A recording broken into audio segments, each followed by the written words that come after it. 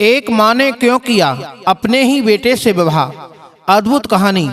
जय श्री कृष्ण मित्रों, एक बार पुनः स्वागत है हमारे ज्ञान दर्पण यूट्यूब चैनल में। आप सभी लोग आज की वीडियो में मित्रों जो हम ये कहानी सुनाने के लिए जा रहे हैं, ये कहानी बहुत ही अद्भुत कहानी है।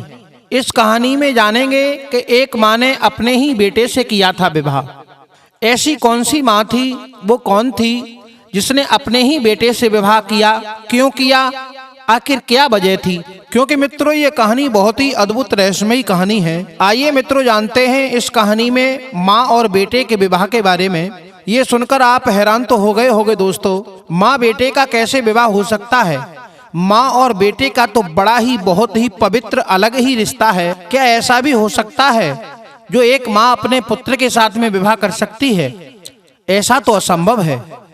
लेकिन मित्रों इस कहानी में हम वो ही बताएंगे कि एक माँ के साथ में ऐसा कैसे संभव हुआ जो अपने ही बेटे के साथ में माँ को विवाह करना पड़ा। तो आइए मित्रों गौर करते हैं इस कहानी की ओर। बस आपसे निवेदन है कि हमारी वीडियो की समाप्ति होने तक हमारे चैनल पर बने रहें, और आपने यदि हमारा चैनल सब्सक्राइब नहीं किया है तो हमारे चैनल को सब्सक्राइब कर लें, बेल आइकन को दबा दें ताकि आने वाली वीडियो का नोटिफिकेशन आप लोगों तक भली भांति पहुंच सके। एक समय की बात है, एक वैमाता थी, और वैमाता को तो आप लोग जानते ही हैं। वैमाता तो सबका भाग्य लिखती हैं, सबका नसीब लिखती हैं और सबकी किस्मत को बनाती हैं। तो वैमाता एक दिन अपना लेखा जोखा निकाल करके कुछ लिख रही थी तो कुछ लिखा हुआ मिटा रही थी। लेकिन मित्रों वैमाता अपने हाथ में एक लकड़ी को उठाती हैं और जमीन पे कुछ लिख देती हैं, और लिखने के बाद में पुनः उसे मिटा देती हैं। लेकिन हुआ क्या कि उन्हीं वैमाता की एक पुत्री थी, वो अपनी माँ को ऐसा करते हुए देख रही थी।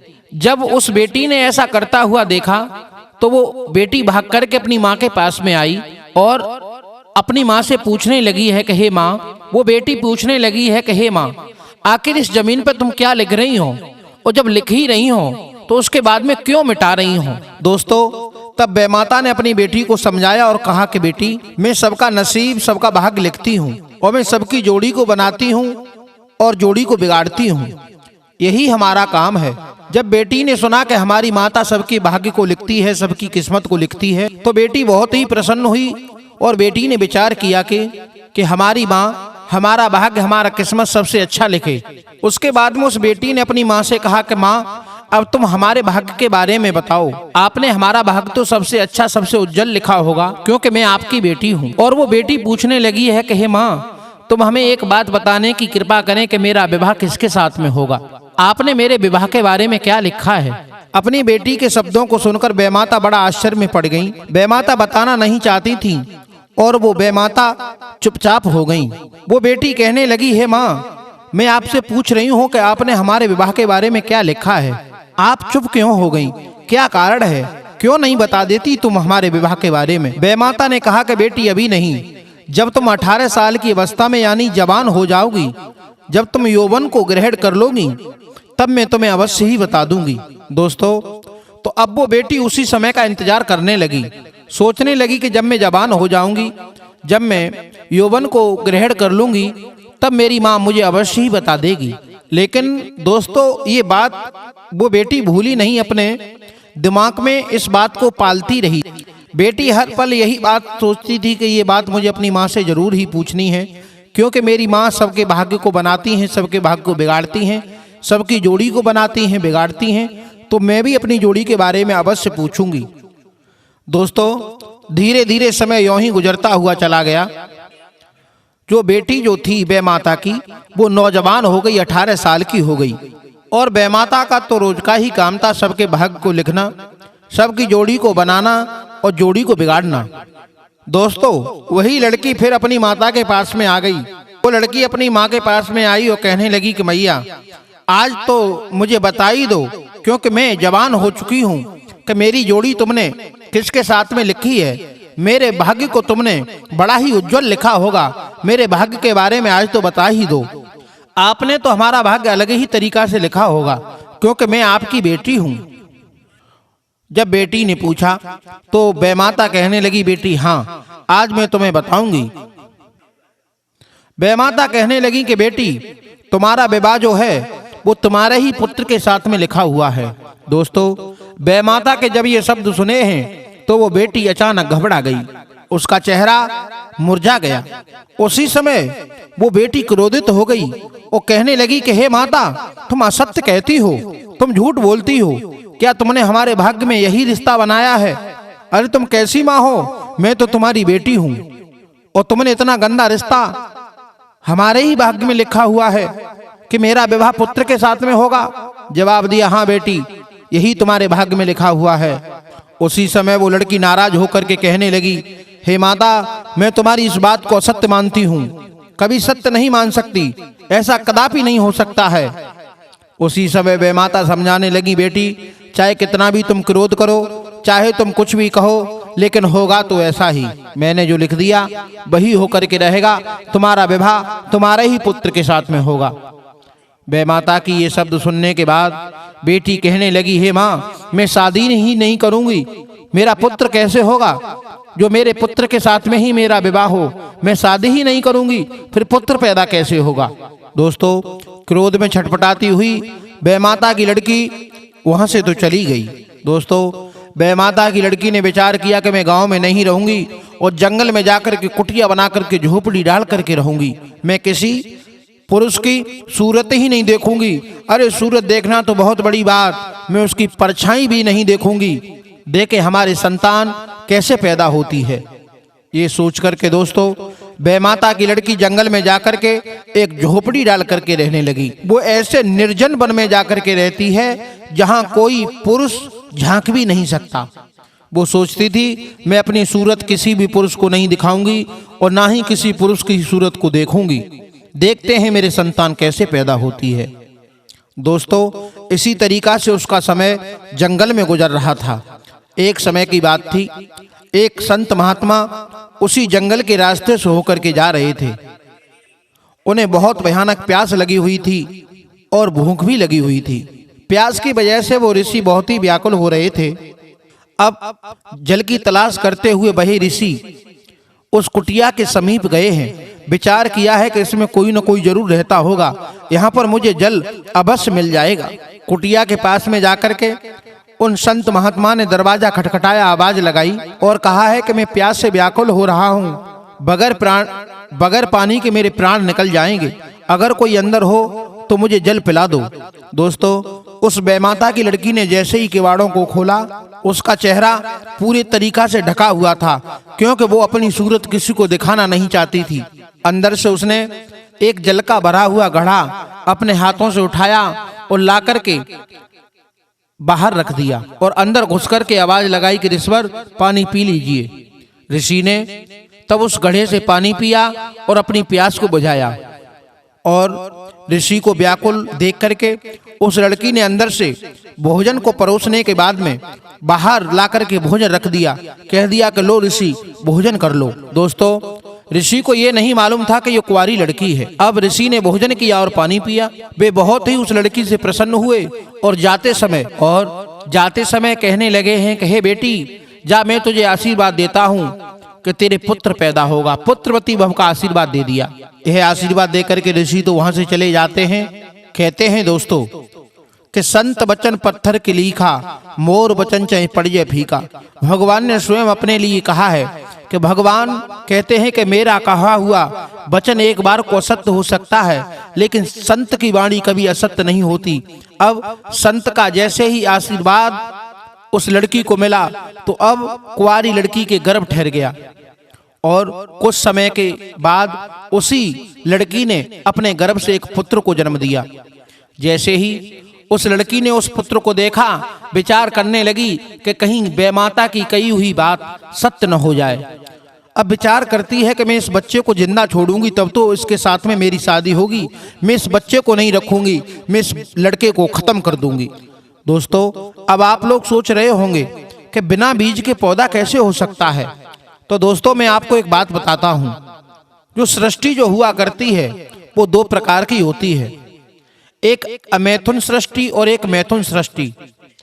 अमैथुन सृष्टि जो होती है वो आशीर्वाद से होती है।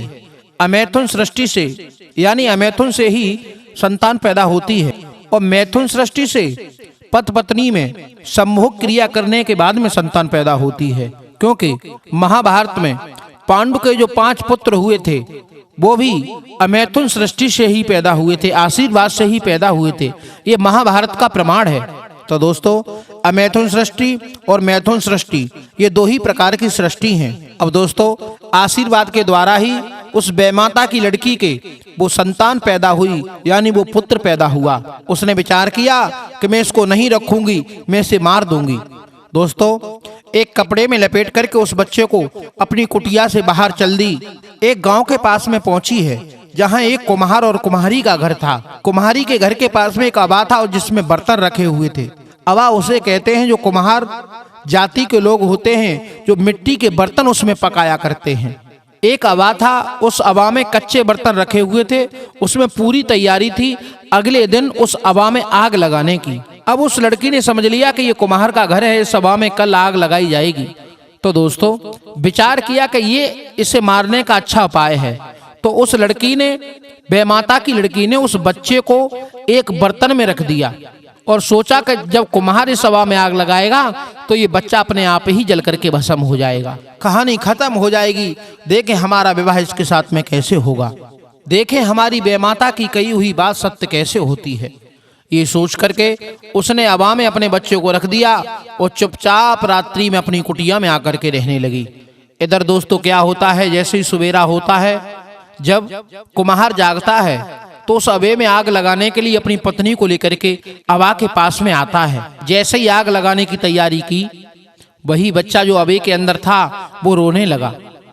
कुम्हार और कुम्हारी को जैसे ही आवाज सुनाई दी कि इस अबा के अंदर कोई बच्चा रो रहा है, तो वे आश्चर्य में पड़ गए और उन्होंने क्या किया, आग लगाने से पहले ही सारे बर्तनों को हटाकर के उस बच्चे को निकाल लिया। दोस्तों, अब कुम्हार और कुम्हारी के भी घर में कोई संतान नहीं थी। कुम्हार की पत्नी ने उस बच्चे को अपनी गोद में ले लिया, विचार किया कि हे परमात्मा, तुमने मेरे साथ में कितना अच्छा कर दिया, मेरे तो कोई संतान भी नहीं थी, भगवान तुमने हमें संतान वाला बना दिया। बहुत ही प्रसन्न हुई और भगवान को बार बार धन्यवाद दिया। अब वो कुम्हारी अपना ही पुत्र समझकर उसका पालन पोषण करने लगी। अब वो लड़का धीरे धीरे सयाना होने लगा। वही लड़का अब राजा के लड़के के साथ में खेलने लगा और राजा के लड़के से दोस्त। राजा का लड़का और कुम्हार के लड़के में, कुम्हार का लड़का तो नहीं था, वो तो बेमाता की लड़की का लड़का था, लेकिन वह लड़का कुम्हार और कुम्हारी को ही माता पिता समझता। अब धीरे धीरे वो कुम्हार का लड़का सयाना होता चला गया, यानी नौजवान हो गया। राजा ने जैसे ही देखा कि इस कुम्हार के लड़के की दोस्ती हमारे लड़के के साथ में है, तो राजा बहुत ही प्रसन्न हुआ और राजा ने कुम्हार के लड़के को नौकरी दे दी। और नौकरी भी किसकी थी, यानी घोड़ों को घुमाने, यानी घोड़ों को फिराने के लिए उसे रख लिया। दोस्तों, अब वो कुम्हार का लड़का अश्वबल में जाता है राजा के यहाँ और घोड़ों की सेवा करता है और घोड़ों को फिराने के लिए जंगल में ले जाया करता है। धीरे धीरे जो लड़का जो था पूर्ण तरह से नौजवान हो गया। अब तो घोड़ों को चराना, फिराना और घुमाना उसका कार्य हो गया, यही उसकी नौकरी हो गई राजा के यहाँ। वह लड़का बहुत ही सुंदर था। दोस्तों, एक दिन की बात थी दोस्तों, जैसे ही वही लड़का एक घुड़साल में से घोड़ा को निकाला और घोड़ा की पीठ पे बैठने के लिए उसे घुमाने के लिए जंगल में, और घूमते घूमते वहीं पर पहुंच गया जहां पर बेमाता की लड़की कुटिया बना करके रह रही थी। जैसे ही वो लड़का वहीं, यानी जो बेमाता की लड़की यानी उस लड़के की माँ जहां कुटिया बना करके रह रही थी, वहीं पर घोड़ा को फिराने लगा। जैसे ही बेमाता की लड़की बाहर निकली और जैसे ही उस लड़के को देखा, उसकी सुंदरता को देखा, उसकी सुंदरता को निहारने के बाद वो उसकी सूरत पे बलिहार हो गई, यानी उसे प्रेम हो गया और विचार करने लगी कि ये लड़का बहुत ही सुंदर है, अगर इसके साथ में हमारा विवाह हो जाए तो हमारी जीवन यानी हमारी जिंदगी बदल जाएगी। और उसने ये प्रण कर लिया, अब मैं शादी करूंगी तो इसी के साथ में करूंगी। अब दोस्तों, उस लड़के का ये स्वभाव हो गया, अब एक एक करके घोड़ा को निकालता है और उसी बेमाता की लड़की के कुटिया के पास में उस घोड़ा को फिराने के लिए ले जाता है।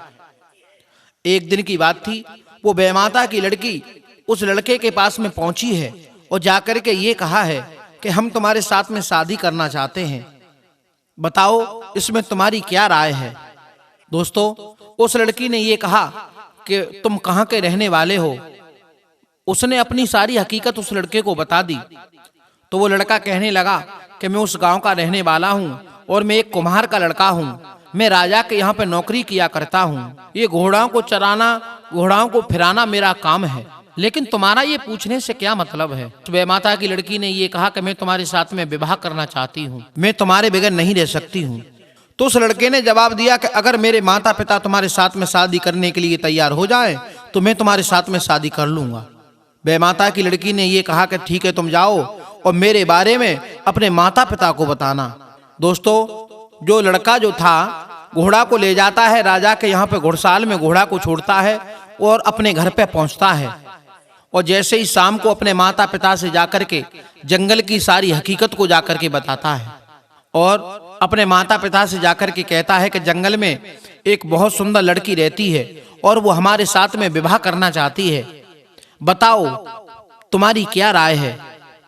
दोस्तों, जैसे ही कुम्हार ने ये शब्द अपने पुत्र के सुने तो वो कुम्हार अपने राजा के पास में जाता है और राजा के पास में जाकर के सारी बात बताई है। जंगल में कोई लड़की रहती है और वह लड़की मेरे लड़के के ऊपर दीवानी हो चुकी है, विवाह करना चाहती है, महाराज मैं क्या करूं? राजा कहने लगे ठीक है, दोनों लोग जंगल में चलते हैं, लड़की को देखते हैं कैसी लड़की है। अब राजा और कुम्हार जैसे ही जंगल में पहुंचे हैं उस कुटिया के पास में, जहां वह बेमाता की लड़की सुनसान जगह में कुटिया बना करके रह रही थी। राजा ने जाकर के पूछा, क्या आप इस कुम्हार के लड़के के साथ में शादी करना चाहती हैं? उसी समय उस लड़की ने जवाब दिया, जी महाराज, मैं इसके बगैर नहीं रह सकती। इतने शब्द सुनने के बाद में राजा ने कहा, ठीक है, जब तुम्हारी ये राय है, तुम इसके बगैर रह नहीं सकती हो, तो मैं तुम्हारा और इस कुम्हार के लड़के का विवाह करा देता हूँ। राजा और कुम्हार अपने घर लौट करके चले आते हैं। विवाह की तैयारियां होती हैं और राजा ने बेमाता की लड़की का विवाह उस कुम्हार के लड़के के साथ में करवा दिया। दोस्तों, उस बेमाता की लड़की का विवाह अपने ही लड़के के साथ में हो जाता है। अब बेमाता की लड़की जैसे ही अपनी ससुराल में यानी कुम्हार के घर में पहुंची, इधर सुहाग रात की तैयारियां चल रही थीं। इधर दोस्तों, जैसे ही रात्रि होती है, कुम्हार का लड़का अपनी पत्नी के कक्ष में जाता है। इस समय बेमाता की लड़की ने उस लड़के के बारे में अब गहराई से जानना चाहा, यानी बारीकी से जानना चाहा कि आप कितनी उम्र के हो चुके हैं, यानी आपकी कितनी आयु हो चुकी है। उस लड़के ने जवाब दिया, मेरी आयु मुझे तो नहीं मालूम है, मेरी आयु के बारे में मेरी माता को मालूम है। दोस्तों, ऐसा बेमाता की लड़की ने क्यों पूछा? क्योंकि जब वो कुम्हार का लड़का उस बेमाता की लड़की के करीब गया तो उसे कुछ अजीब सा महसूस हुआ, इसीलिए उसने उस लड़के से पूछा। तब लड़के ने मना कर दिया तो बेमाता की लड़की ने अपनी सासू माँ को अपने करीब बुलाया और उनसे पूछा और कहा कि माता, मैं इनकी आयु के बारे में जानना चाहती हूँ, इनकी आयु कितनी हो चुकी है। दोस्तों, तो उसकी सास बताती है कि हम तुम्हें बताते हैं कि इसकी आयु कितनी हो गई है। लगभग इसकी आयु 18-19 वर्ष की हो चुकी है, क्योंकि हमें ठीक तरीका से तो नहीं मालूम कि इसका जन्म कब और कैसे हुआ था। उसी समय वो बहू पूछने लगी, माँ आपको कैसे नहीं मालूम, आपका तो ये बेटा है। उसी समय उस कुम्हारी ने बताया कि मैं आज तुम्हें सत्य बात बताती हूँ कि ये बेटा हमारा नहीं है, हमें तो एक अवामे मिला था। बोले अवामे कैसे मिला? जवाब दिया, हम और इसके पिताजी अवा में आग लगाने के लिए जा रहे थे, तो जैसे ही क्या देखा कि उस अवा में से बच्चे के रोने की आवाज हुई। जैसे ही हमने बर्तनों को हटाया तो कुछ कपड़ों में लपटा हुआ ये बच्चा मिला था। उसी समय एकदम से उस लड़की के दिमाग में झटका लगा, विचार किया कि ये हो सकता है कि ये वही बच्चा हो। उसी समय उसने ये कहा कि हे माँ, जिस कपड़े में ये बच्चा मिला था, क्या वो कपड़ा तुम्हारे पास में है? जवाब दिया, हाँ वो कपड़ा मैंने रख लिया है। उसी समय उस कपड़े को मंगवाया गया। उस कपड़े को जैसे ही देखा, विचार किया कि ये तो मेरा ही पुत्र है, ये तो बेमाता की कही हुई बात बिल्कुल सत्य हो गई। उसी समय वो लड़की जलते हुए अवा में छलांग लगा करके कूद गई और मर गई। कहते हैं दोस्तों, जो किस्मत में लिखा होता है उसे हर हाल में होना ही होता है। कितना पवित्र रिश्ता था, भगवान ने किसी न किसी रूप में आकर के उसे आभास करा दिया, क्योंकि वो पति पत्नी तो बन ही चुके थे, लेकिन उनके साथ में कोई गलत संबंध नहीं हो पाया। मित्रों, कहते हैं कि जो भाग्य में लिखा है, भाग्य से पहले कहते हैं कि किस्मत से पहले और भाग्य से ज्यादा कभी किसी को कुछ नहीं मिलता है। बने रहिए हमारे साथ। सभी मित्रों को राधे राधे, जय श्री कृष्णा। यदि आप हमारे चैनल पर नए हैं तो हमारे चैनल को सब्सक्राइब कर दें, बेल आइकन को दबाना ना भूलें। जय श्री राधे, जय श्री कृष्ण।